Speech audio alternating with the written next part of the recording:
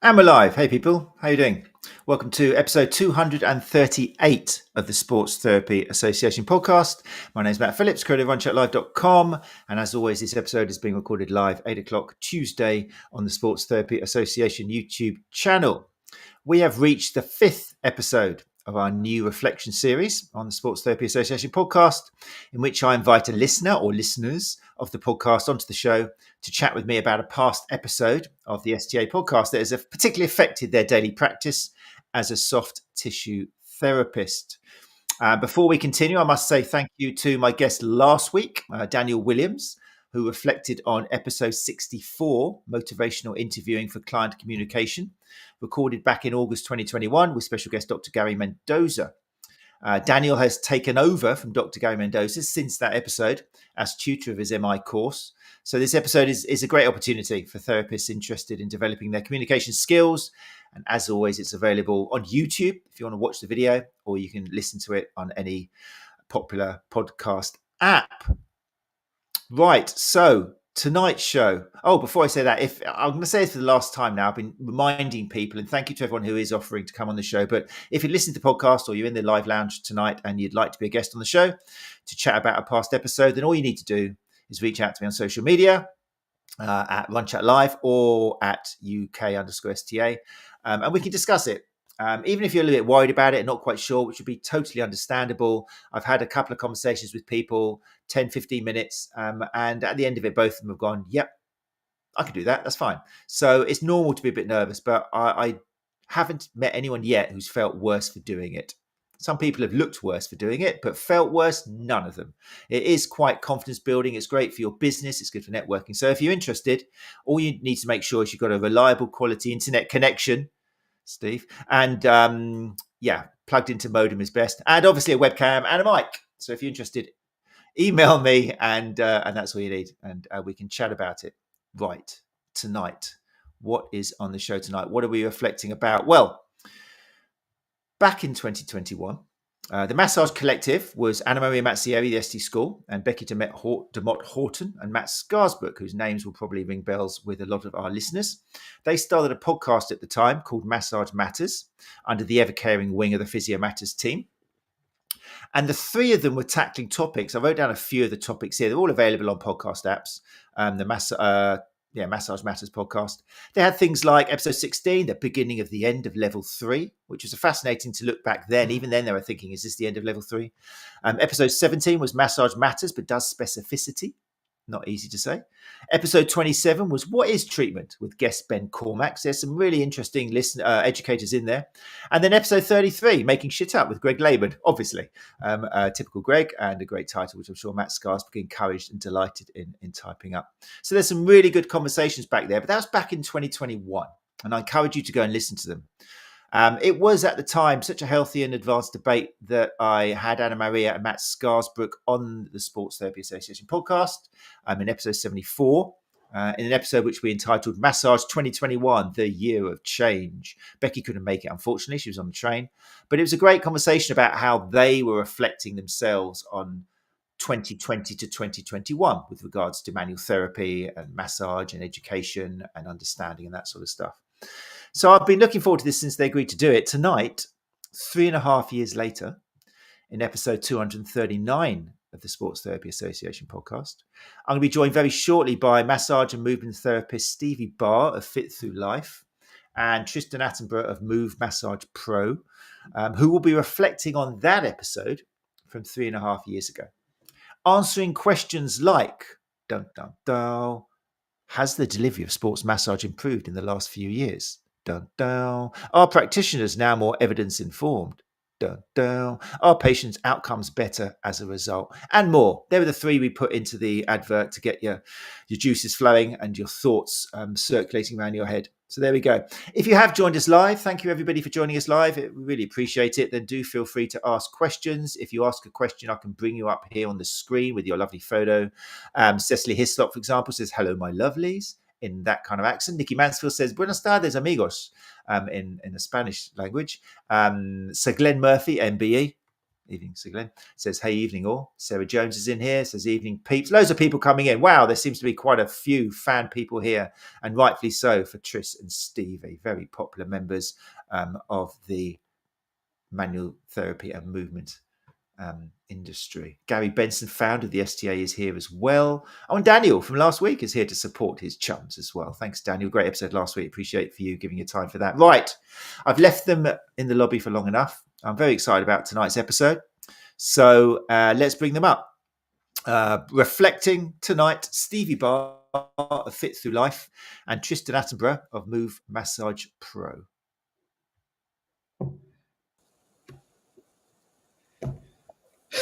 Hey, Tris. Hey, Stevie. Yeah, see, what happened was you put us in the lobby and my nose spontaneously started bleeding. I just sat here, and sniffed, and I felt a drip, and I just bled. So if you're listening to a podcast, this is now probably worth going over to YouTube to see what a grown man with tissue up his nose looks like. This is it. Stevie, ladies and gentlemen. Stevie and I were doing cocaine in the lobby is what happened. That lobby. Have you tidied up? Yeah. I've got quality reflected as next week. I need to tidy before you leave. Right, Tris and Steve, thank you so much. I hope you're okay, Tris. You okay? You can. I'm absolutely fine. I'm absolutely fine. Thank you for inviting me as well. I was very chuffed when you asked. No, absolutely. Me too. Absolutely. I'm so excited about it. Really good. You too, Stevie. Thank you. Brilliant. Okay, let's get into it. So for people who aren't aware of you guys, Stevie, maybe we'll start with you. Could you give listeners a little 2-minute summary of who you are, where you are, and what you do? I'm Stevie Barr. I am the owner, I suppose, of Fit Through Life, which makes me a massage and movement therapist, which I've been doing for about 3-4 years. Based up in Glasgow, and just trying to make my way in the retired world by bringing massage and movement to the people very slowly. Fantastic. And that's in Glasgow, is it? Yep. Yeah, just round about Glasgow, just outside, so it's not too bad. Fantastic. And we should mention as well that you also run and host the Scottish Therapist group on Facebook. Yeah. I mean, we've got over 500 members now, so that's pretty decent. We've managed to organise a couple of bits of quality CPD. Your good self is coming up to the Frozen North later on in the year, which we're very excited about and very grateful about too. And we had Greg Lehman last year come over in December, so we're trying to get a little bit more. So I've still got some thoughts about who we could get out. So yeah. That's great. No, I'm looking forward to that calendar. Yeah, I'm looking forward to it. Leslie's already told me a cake shop I have to go to just down the road from McLaren's Leisure Centre, which is where we're going to be. So yeah, brilliant. Good to have you along, Stevie. Tris, people who aren't aware of you. Okay, 2 minutes. Right. I qualified in 2014 as a sports and remedial massage therapist. And through the whole first year of practice, I was in chaos because I had a lot of doubts about what I was taught. Then I went on a bender of reading the evidence, reading research. And then I went on CPD courses with the likes of Greg Lehman, Adam Meakins, Mick Thacker, Tom Goom, Mike Stewart, Peter O'Sullivan twice, people like that. And so I definitely found out that I was taught an awful lot of bollocks. And then I did a master's degree in pain management from Cardiff University. And I wrote up the dissertation thesis in lockdown, which was the hardest thing I've ever done in my life. Because when you don't have contact with other people and all you have is this thing, your cognitive abilities dive. And I kicked it over the line and got distinction. And that was about pain neuroscience education. And yeah, I just worked for myself for the last 10 years. Work now completely from home. I've got a room set up and I've got lots of gym kit, which I love hoarding. And yeah, and I just treat people as I find them. Amazing. Thanks so much. So 2 hands-on therapists here who've been through the wars with studies. They've realised that a lot of what they were told has been questionable, to say the least, sometimes. And now you're both kind of very much involved in trying to help other therapists avoid some of the pitfalls which you had So yeah, really useful. I'm really glad that you're both coming along tonight to reflect on this episode. So as I said in introduction, that episode 74, that was an interesting, because it was Matt and Anna Maria both reflecting on the year, and it sounded quite positive. They were looking between when they started with the Touch Matters podcast, 2020 June, I think it was, up to 2021 where the podcast was in. And they sounded kind of quite positive. I remember they were saying that kind of 4 years prior, I think it was Matt was teaching somewhere and trying to talk about how, it's probably more to do with sensory input when you put laying your hands on somebody and doing stuff rather than changing the structure. And he remembers 4 years prior, so back in kind of 2017 or something, just shocked faces and kind of lift doors closing and too much too soon kind of thing. But he felt in 2021, people were starting to get it, and were slightly more open-minded, and maybe not so fearful and ready to listen. So I'm interested, Tristen, fast forward now to 2025. Do you think in your experience that people are, or manual therapists are, a bit more open-minded and okay to hear things like that? Some. I think it was a unique moment, wasn't it? Because it was that post-lockdown era where we'd had much more communication with one another. We're not going to know this could work. Well, actually, though, we did see about divergence, didn't we? Because there was a cohort that believed actually we're healthcare professionals and we should be seeing people, and they are fairly frightening individuals. And then there was the rest of us that were just so. I think probably for people like me who had to cross the chasm, if you like, because this is something Matt and I have talked about, Scarsbrook and I have talked about, was that he didn't have to cross the chasm because he was Anna Maria trained. So he had the good stuff where I did. And so having kind of been on my own, thinking,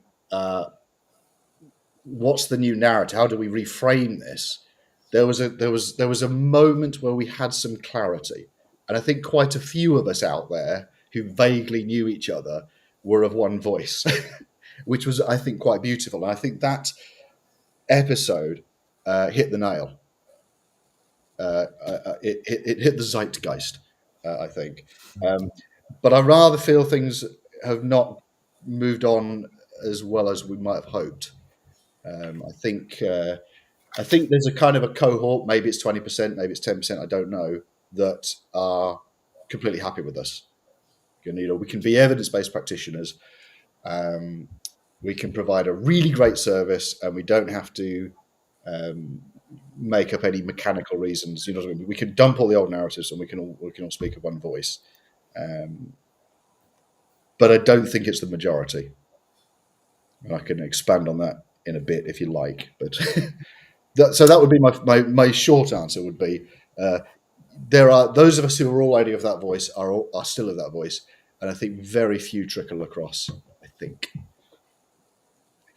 Interesting. So it was a great moment, but things hasn't been exponentially increasing like happy days since then. It's been kind of plateaued and maybe even kind of reversed a little bit. Yeah. Interesting. Stevie, are you of the same belief? Yeah, absolutely. I mean, my journey, I suppose, is slightly different from Tris, wherein I came to massage or sports massage the wrong way around. It wasn't something that I wanted to be. I didn't realise that I could do that until later on. So I came at it from reading through pain science and trying to understand better movement and all that kind of thing. And then, sports massage was the thing that was going to allow me to do what I wanted to do, I guess. So by the time I was qualifying and starting off, sort of 2020 into 2021. So it was during the COVID months. And then obviously joining the STA and looking at the podcasts, which was great. Lots of positivity. And I had already been on the Massage Collective as well. I had some time before that, so I'd seen all their stuff. So when I saw that one, I thought, they're speaking my language here. They're very positive about collaboration within the industry. Matt, I think it mentioned it therapeutic touch is getting much more noticed than it was before.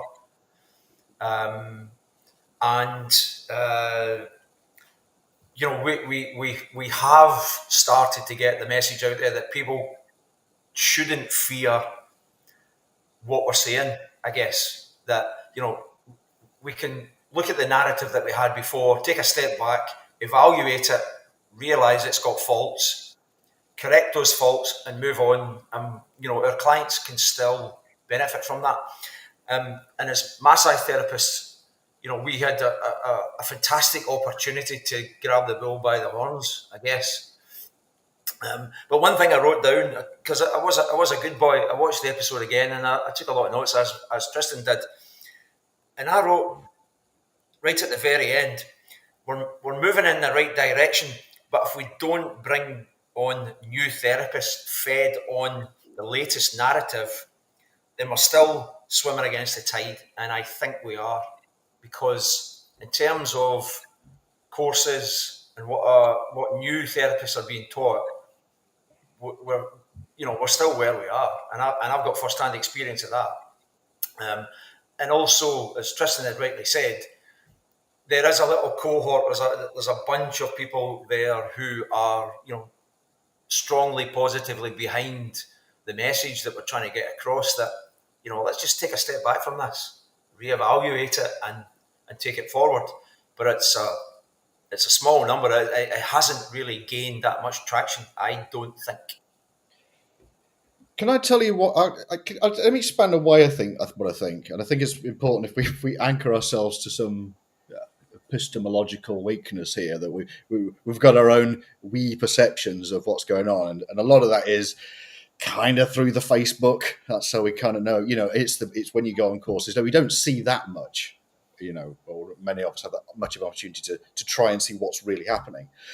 But I kind of think of it in terms of, well, we know we're in an unregulated industry, and I take on fully Gary Benson's argument in one of the previous episodes where he said, regulation is not the silver bullet you think it is. I think he's absolutely right.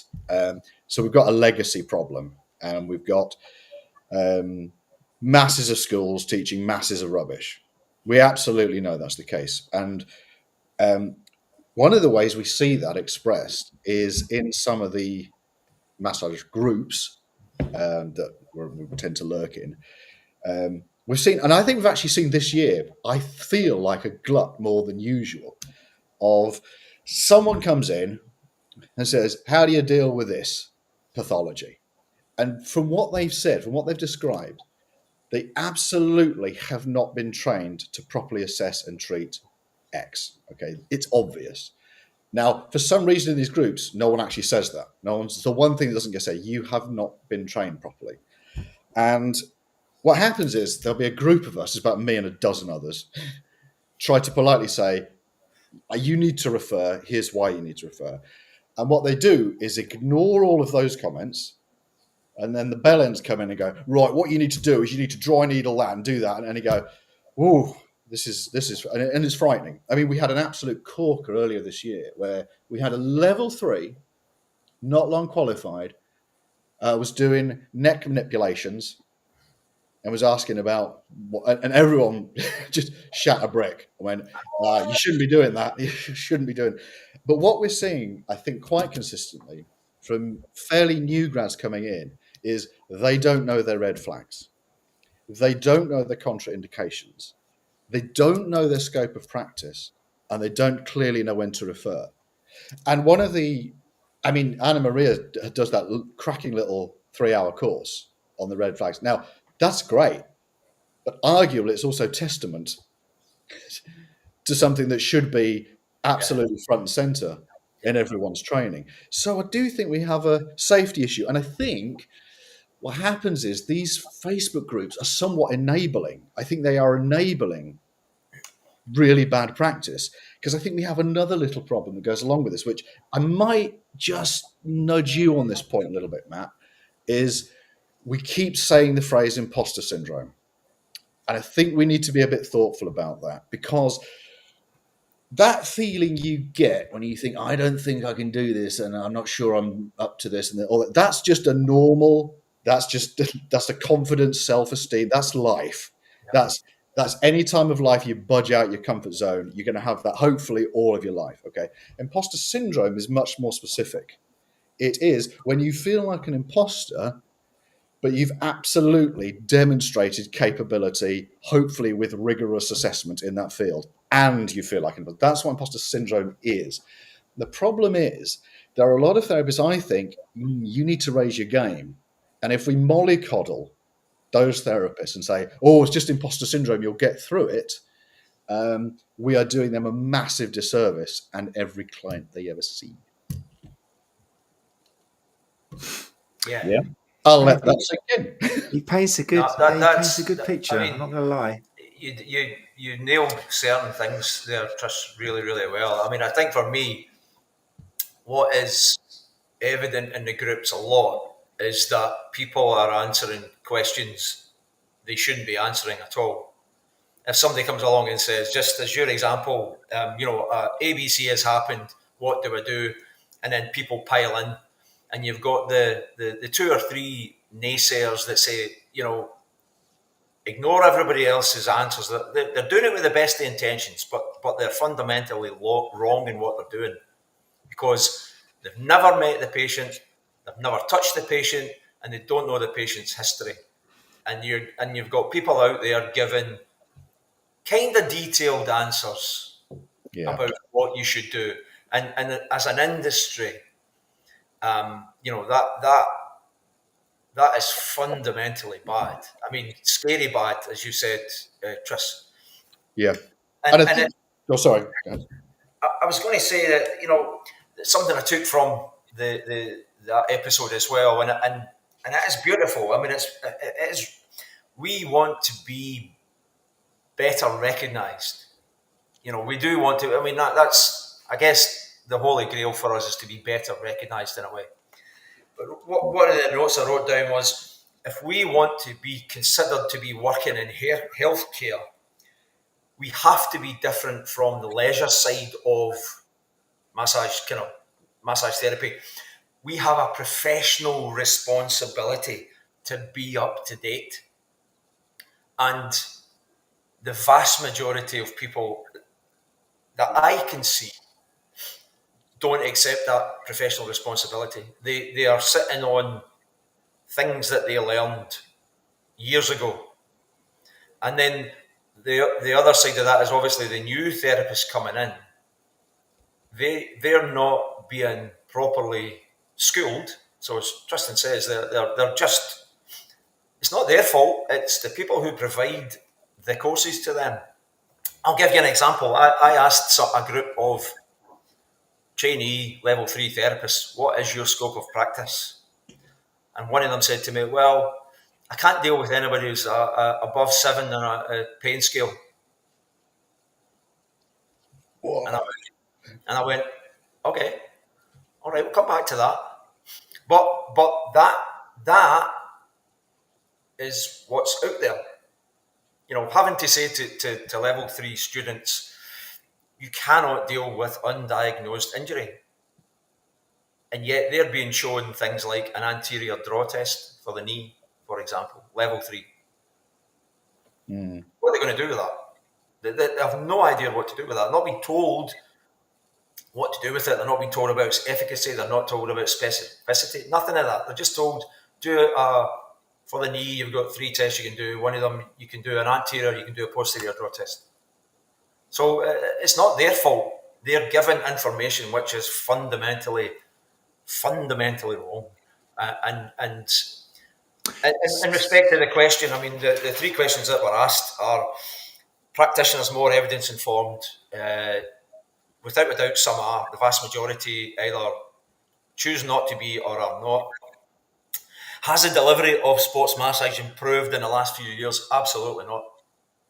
Apart from the only people that I know that are doing that are the people that we know. So Anna Maria, Mike Grice, Al.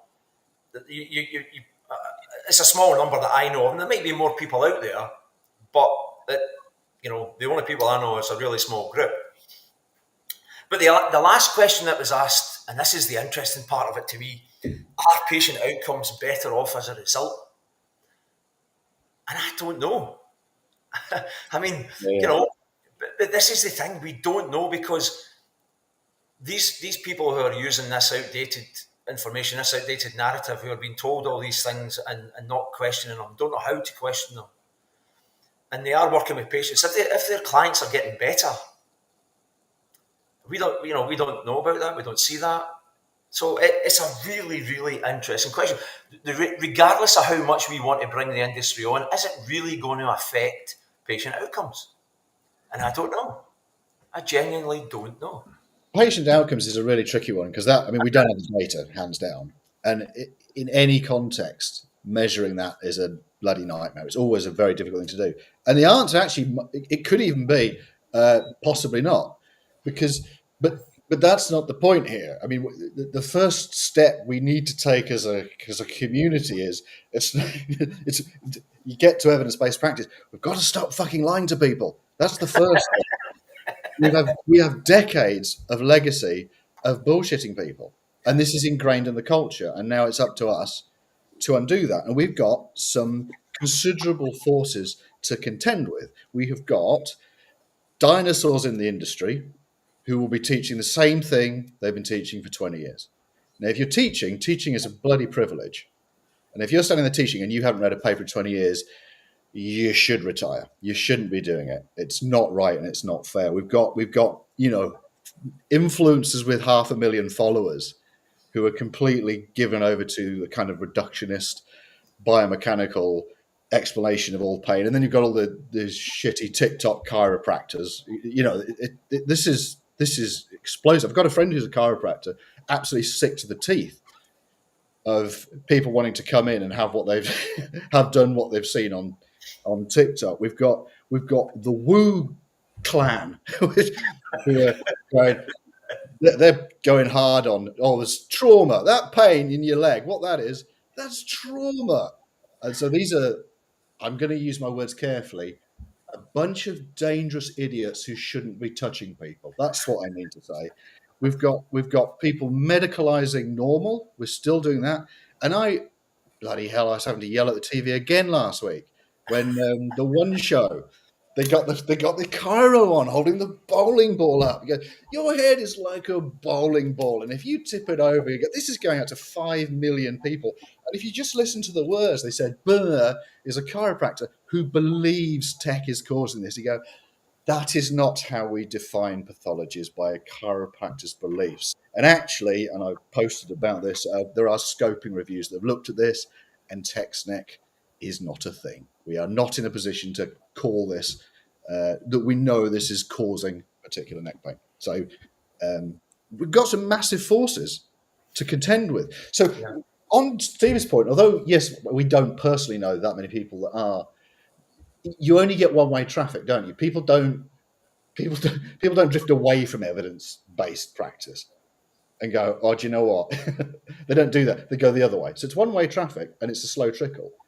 So you think so presumably in absolute numbers, I would suspect the numbers who have raised their game in teaching is that. And I'll just mention something. I contacted Anna Maria this week and said, what do you reckon? And one point I think she made that I really think is helpful, because it shows my limitation here, is she is finding people coming on her conversion courses, it's improved a bit. Like when she's asking them about pain or about what massage does, it's sounding better. So I can totally believe that there's improvement going on that I'm unaware of. But at the same time, I curate my bloody Facebook feed. This is what I want to ask you, though. Okay, my question is connected very much to what you've been saying. Both of you sound like you're judging our industry by what you read on social media. No, well, I say to a large extent. Oh, no, I utterly. It's got a lot to do with that. Yeah. So we're seeing evidence. I'm wondering whether we are getting because like when we go to, for example, Therapy Expo, I see a lot of people coming. I talk and we talk to people there. Yeah. The first thing I notice is a lot of people don't use social media. They don't even like it. they haven't even heard of the STA podcast, even though all the adverts and stuff and the hours and hours and hours I spent putting it out on Facebook and Instagram and LinkedIn and TikTok. So I think what we're seeing here is the limitations of social media. And I don't know, I worry whether the impression you've got of our industry would, well, not worry, I wonder whether it would change if we actually look to populations who aren't using social media. Because as soon as you look at someone who uses social media, you know you're probably looking at somebody who's already been social medialized, and they're going to be interpolarized. They're going to be already brainwashed into yes and no's and joining their camps, and everything's black and white. So I really think it's the worst population in the world to actually kind of measure or look for any grey, look for any uncertainty. You know, it's a spoiled population already. So it really is, you know. Yeah, do you know, and it's depressing. And it wastes your efforts to a certain extent. So I would love a way for us to actually get a better impression of what's going on. You know? I totally agree. One thing I did about 2-3 years ago. So there'll be a delay on this. You see, so this would. I sat down one morning. I spent about 2 or 3 hours, and I searched for every clinic in about a 15-mile radius of me, every practitioner I could find. And for each one, I just noted the false claims on their websites. I've seen that. Right? And I had a list of 50 things. And I'll tell you this categorically. There were 2 websites that had no false claims. Mine. And the other one was at a clinic that I used to work at, and my blurb was still on the website. Every single one made false claims, multiple false claims. I also found out that a lot of the multidisciplinary clinics had a lot more false claims. So this is across the other our sort of brother and sister industries as well. So now that would need a few years of coming out in the wash to see will that have changed in 5 years? Yeah, and I suspect it would improve. Actually, I do think it is going in the right direction. I think so. But we're definitely not fixing it on Facebook. I know that. No. And I think it gets worse.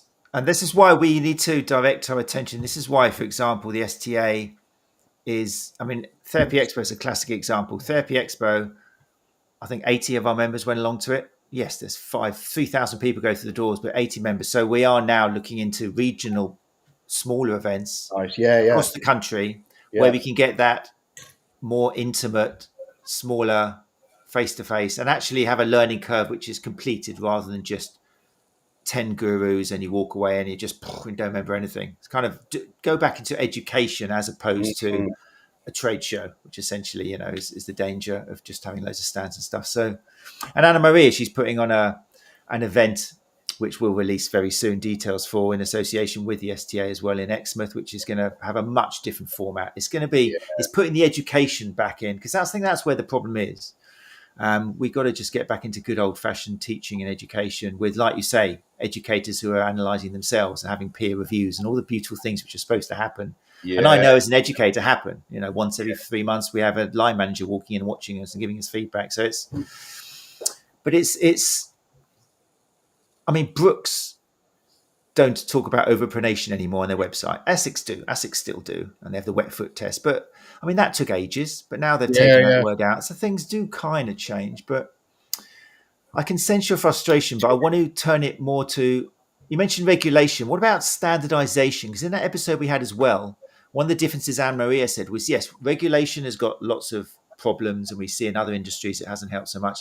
But standardization is different, and that's what we should maybe be kind of trying to move towards. Is that something either of you have kind of looked into or are clear on the difference or the possibilities of that?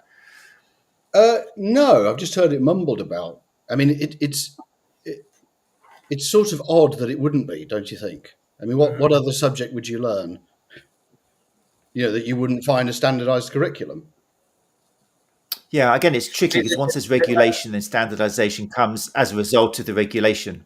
But we are we're in unknown territories because without regulation, there's not normally standardization. But it can, in theory, be done. All it takes is more national overview of courses. Yeah. It's a chicken and egg thing. It kind of takes away a bit of that. how do you standardise without everybody getting together to accept that, okay, if we're going to teach something, then we're going to teach it to this set of rules. And it's chicken I think and it's egg. more a case of how do you? Well, yeah, but if you're going to you can have standardise people something, you teaching have to. things There has to be differently. a solid framework. But what we're doing at the moment, But I think the difference is we are.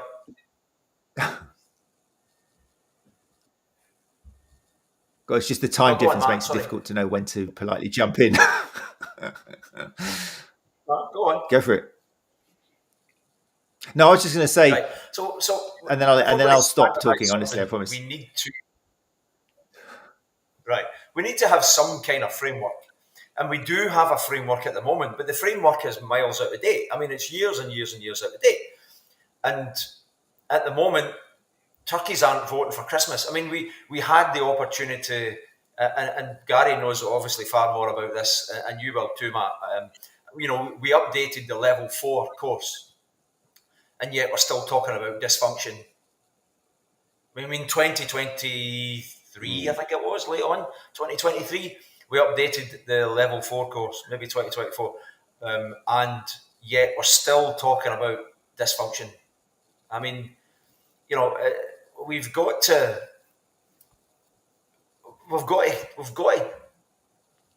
standardise the language, because at the moment we are looking at it from the point of view where, dysfunction, what the hell does that mean? And yet people are still being taught to look for dysfunction and then to fix it. And that's the issue. Unless we standardise how we approach the whole concept of massage, then all we're doing is we're just moving the goalposts every once in a while. We just shove them along a little bit, but nothing really changes. And at the moment, from 2021, when that episode came out, and it was so positive. I mean, the things that were said there, talking about Meekins and Eric Purvis from a few years before, and things were getting out there, and we were really, really positive about it. They're still getting out there, but Tris said right at the very, very beginning, and I have to agree with them, we are really not that far forward in 4 years, which is disappointing given the opportunities that we had to really give the place a shake-up. And it's not, I'm not saying us as in, no, it's not our responsibility. I mean, the industry itself has that responsibility, and it's back to that thing again. The professional responsibility to keep up to date is just not there. And until we have that, we can't standardise anything.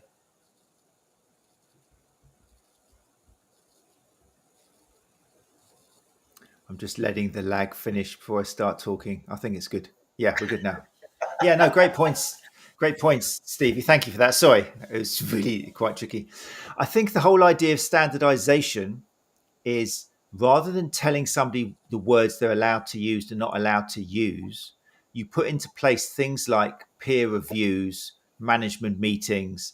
You make people have to analyze and criticize their own way of teaching and what they're teaching. And then it's almost like classic coaching. You have these conversations and then you set an environment where changes do happen, but the person who's being evaluated comes up with those choices and it just makes it happen. It's a bit like the same kind of therapist client kind of thing. So I think that's the difference, because again, the way I look at it is similar to a client not doing their exercises. And historically, we kind of blame that client, saying, how are they going to change and get better if they don't do what I've told them? And we know now that really what we need to do is, if a client of ours doesn't do what we tell them, maybe it's because we gave them too much to do. We decided what they should do without listening to whether they're going to be able to do it. And we've got to kind of flip the table, haven't we? And kind of we've got to work with them and they come up with a plan and the behavior change. And I think that's kind of what we've got to do here.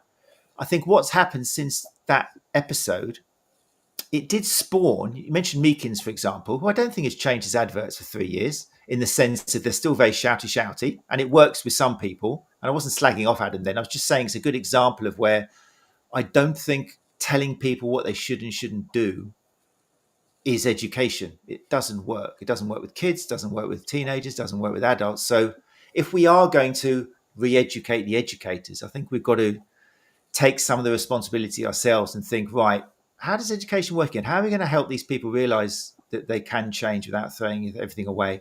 And these teachers who might be great teachers, but they're still getting out the same notes, which they've got in their briefcase for 10 years. Yeah, because probably there's fear. It's fear of, I haven't got any other notes. I'm going to have to throw it all away. I'm not going to have a job again. I've got a mortgage, a wife. I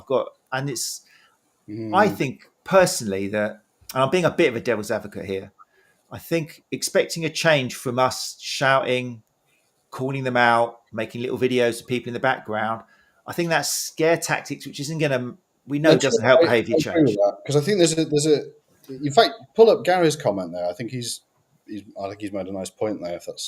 Let's read it out for the. Thank you for looking for that. Your show. Is this the lots of in-house certification one? No, We the Converted. That's quite. We the Converted. Oh, really? Something one like that. We the Converted. We the Converted. Here we go. Right, just reading it out for podcast listeners. Gary Benson, founder of the STA, says, "We the Converted are trying to influence an industry that isn't interested. It's commercially driven with the exception of probably half a dozen providers." There is that issue as well, Gary. Yeah, there is. Money.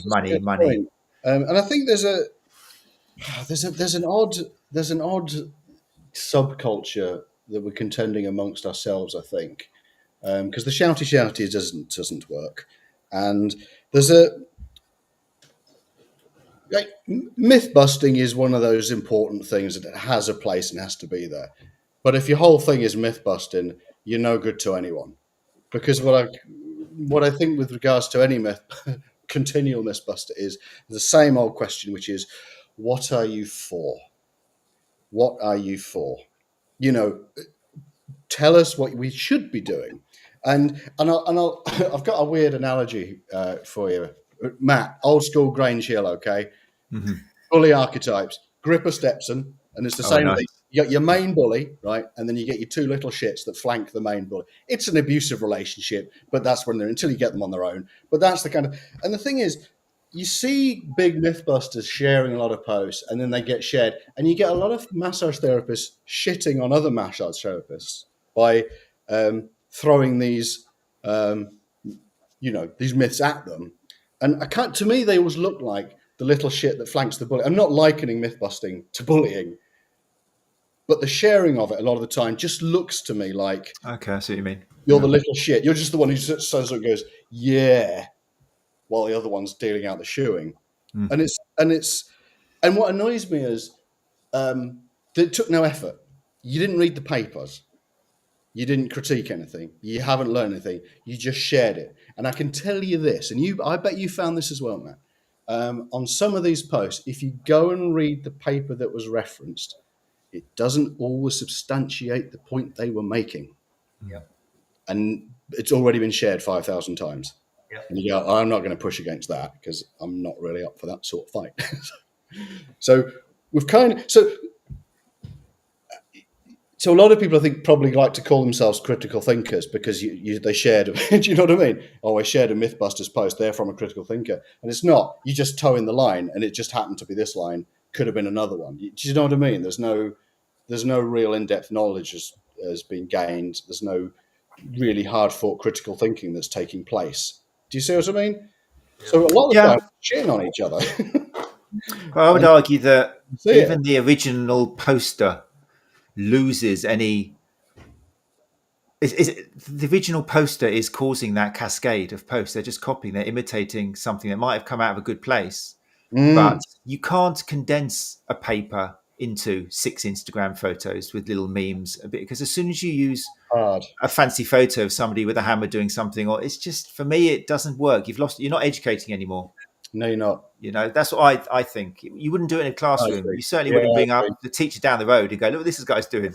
The class are going to go, well, who are you? You're slagging off this bloke. How do we know it's not you who's the idiot? So I think we need to look at that. But I am very much playing a devil's advocate because I agree that something definitely needs to be done. And if anything, reflecting on this, what I really like that both of you have brought to the table is, 3.5 years has gone by and things aren't as much better as they should be. But then again, you know what? If I consider the audience at Therapy Expo 4 years ago and what I saw this year when I was walking around and talking to people, I think it was healthier. I think therapy experts had to change because the feedback on the speakers was like, they're not all just fawning over the same people anymore. They're like, well, I've seen that. There's nothing new. Same as last year. Whereas normally you would go home and tell everybody, I went to see so-and-so. Oh, well done. Must have been amazing. Yeah, it was great. Rather than what did you get from that? So it's an interesting one. Let's see what people in here are saying. Rachel Black. Let's see what Rachel Black has to say. Hi all. I think perhaps some of the evidence in pain science needs to be accessible to non-academic level 3 massage therapists who struggle to read papers who are perhaps spreading misinformation. Yeah, again, it's about rephrasing what it's teaching again, isn't it? You've got to change delivery according to who your audience is. Matt Scarsbrook used to give a really nice analogy about teaching pain science and the like. And he said, when you do GCSE, you learn that an atom is a ball.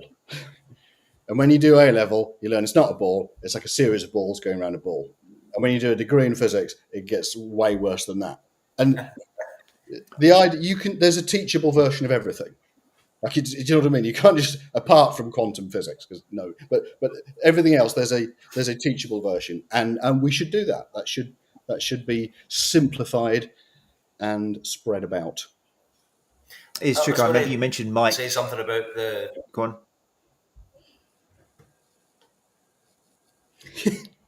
I know this is nuts. I was going to say something about Therapy Expo, which occurred to me, having been a couple of times now, 2 or 3 times now. I think, in a way, we need to kind of drop a grenade in terms of a speaker or two, to get us out of our bubble a little bit. We're kind of comfortable with the speakers that are there, because they kind of fit our bias, I suppose, in a way. I think we need somebody to come along and drop a grenade in the place and say, right, okay, here's where I'm coming from. What do you think about that? The person that comes to mind is, I don't know, you guys know this guy, Asaf Kleinsman. You read some of his things and you think... Can't stand the way he portrays himself on social media. He's an exact example of somebody who I think does more harm than good in this world. What's your point?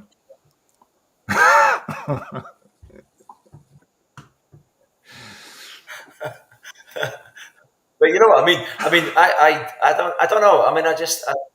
We've got comfortable. I think we have a nice little bubble of people, and there's nobody out there.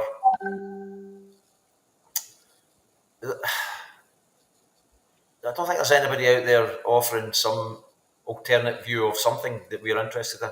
I'm not sure what I'm trying to get at. I'm not sure we need different speakers. I think that one of the things that I'm involved in with the conference, Anne Maria's conference in Exmouth in September, which we'll release details of soon, the Hands-on Hub conference, is going to be,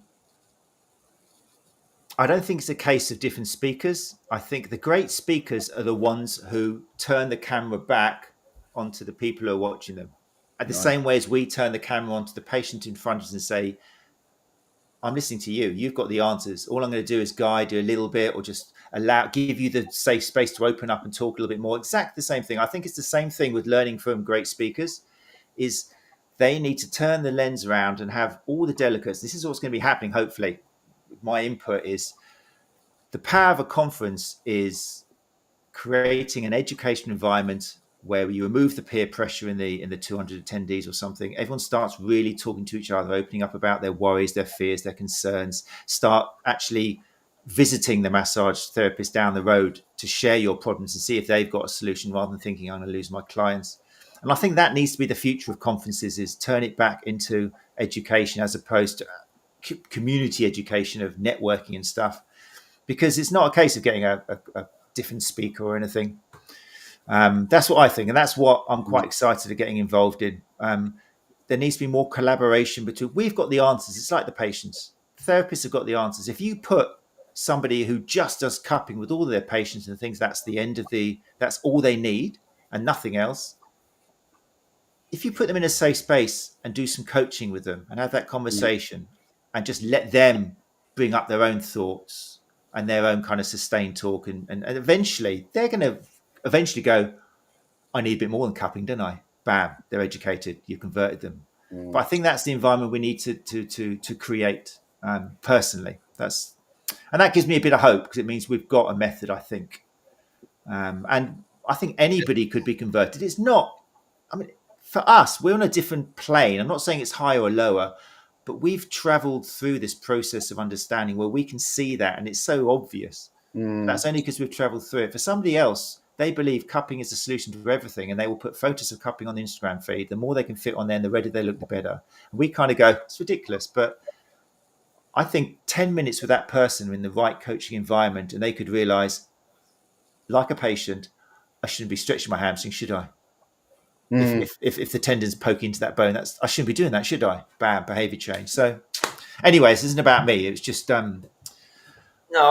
That's my How do we do that? How do we achieve we that? change That's conferences. We turn the camera around. We get delegates really involved. We let delegates realize they've got the answers, as long as they open up and they turn the camera on them, and they're not scared to say things out loud. I think, Tristen, I was interested following your healthy criticism of anonymous members. Oh, right. And I think that is an issue. I think once you get a Facebook group where people aren't embarrassed to say their name, then we can have some healthy conversation. It doesn't mean you can't have, everybody's got to be. I mean, again, camera lens. If you want to be anonymous, fine, you go for it. But have you considered that? Have you considered this maybe something else that's affecting your business? What is it you're afraid of, or blah, blah, blah. So I think there's a lot of that. I think particularly massage therapists who have been taught some pretty wacky stuff, they need to be treated differently to get up to, not up to, I don't like saying up to, but get to the level of understanding or thinking the plane that we're on. And that's tricky. It's not an easy job, but it can be done. Changing minds is an exceptionally challenging thing to do. You know, there's book. I mean, it's David McCraney's book, Changing. You know, that's when I started it. I didn't crack on with it, but it's a long process. And well, funnily enough, although I don't know if you really achieve that much of it on social media, there is possibly an upside, which is, you know, if you're starting to doubt what you taught, you just are, you know, you're having a few quandaries going, I'm not sure this adds up. You will at least find other people who go, do you know, I think that. And I think that's probably where I started. You know, I connected with groups and people, and we started going, I don't think. And yes, you need to find. So it's not all bad. Fairly. There's a Yuval Noah Harari's latest book. He's the anthropologist, historian chap. He's written a book called Nexus. I read it. I saw a really good interview with him, and it's a book about information in history. And he makes the point that the Silicon Valley dream, that if we could just give everyone all the information that's available, all the knowledge, we would democratize, we would empower, we would, do you see what I mean? We would improve and enrich. Is that dream is gone. It doesn't work, because 99% of all the information available is junk, because junk is easy to produce. It's cheap. The truth is expensive, and it takes time, and it takes effort. So I think we're exactly in that situation. We're getting overwhelmed with information, and it's all available. That doesn't make everyone smarter. It doesn't work. It's not the route. Just vomiting up the information won't Do you work. think maybe? And vomiting. Go on, sorry. We've all got the truth inside us, though. The problem is we've got a society who's looking externally for the truth. But with the right, again, I'm just using that analogy until I was sick of it, of turning that lens around. With the right conversation with someone who allows us to actually look inside, I think we all know that we shouldn't be judging someone by the colour of their skin. We all know that we shouldn't judge. We shouldn't inherently good. We're inherently tell somebody who looks like a woman, smells like a woman, acts like a woman, and is a woman that they're not allowed to go in the ladies' toilets. We shouldn't be making these kind of rules. And if you, I think the people making these rules in the right coaching environment, they'd come out eventually and just themselves go, yeah, I need to rethink this through again. I think we all know this, but And the I think trouble what we is, do that is I like to think we have. what Humans we are should pretty really cool. do, which tonight's not a great example of it, is I mean sometimes, let's be honest, I think we all there's a lot of us we know each other. We need to vent from time to time. We do, because we just do. Yeah. I mean, funnily enough, I think Stevie might still be in it. Cecily and Imi and I've left it. I think two of the others have. The big massage therapists group. It's just called Massage Therapists, the American Centre. It's about 55,000 members, and it is the most unimaginable shit show of pretty well anti-scientific thinking. And you really, I mean, obviously it's a lens, but it has some proxy to reality, and and actually you go, do you know what? I can't keep having this fight. All you can do is be about what you are for, not what you're against, because what you're against weakens you, and what you are for draws people to you. Right. Look, it's 8:57. Fabulous. What I think is the best thing to do now, and this goes to you, the podcast listener, and to you, people in the live lounge. I want you to try, once this episode, either the YouTube video or wait till it's on podcast as well, because you don't want to create any barriers. Oh, go and listen to this, and it's not even on podcast yet. You'll get one shot. That's all you're going to get. So wait till it's on the podcast, but just share it somewhere. And we're not doing this because we make £1 every time we share it. We're doing it because it's up to us to kind of disseminate what we regard as useful information. I don't think in this podcast anyone's told anybody what they should do. It's all been a case of just have a little think, reflect a bit. Is this what we should be doing? So I like to think that's what the STA podcast is about. I don't think anything in here is going to scare people even further down their kind of warren of misinformation. So just try and do that. And You've I think done a when good you job do of that, Matt, by the way. That's I the think you've aim, done a mate. very good job, because one thing I always like about your approach is that you are thoughtful, and I love that. And that's I do try. Sometimes I'm too thoughtful, but that's why it's lovely to speak to you guys, because it is a shit show. I mean, I don't like swearing, but I feel that because I'm with you two now, I never swear. I don't like it. But listening to you two and the alliance we have and the page we're on, it's a shit show that 3.5 years later, we're still having these conversations, and there are things going on in forums where they're saying all this sort of stuff. It is a shame. Yeah, but we're going to have another argument about miscarriages. I mean, honestly, can we do this again? Can we honestly? Can you? I can't do that again. But sometimes you have to repeat the same information because the audience need to hear it a few more times, or maybe it's a different audience. It's tricky.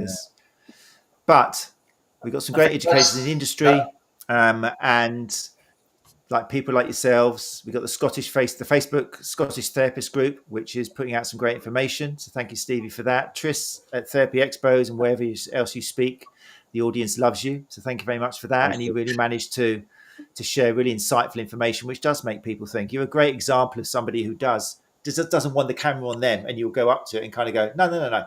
It's about you people. When you see a person, out of all your people, how many people don't come back to your clinic and they think about it? Oh, about 50%. How do you know what happened to them? Are they all better? Well, maybe not. It's classic, great presenting, which you do. So that's the kind of stuff we need more of.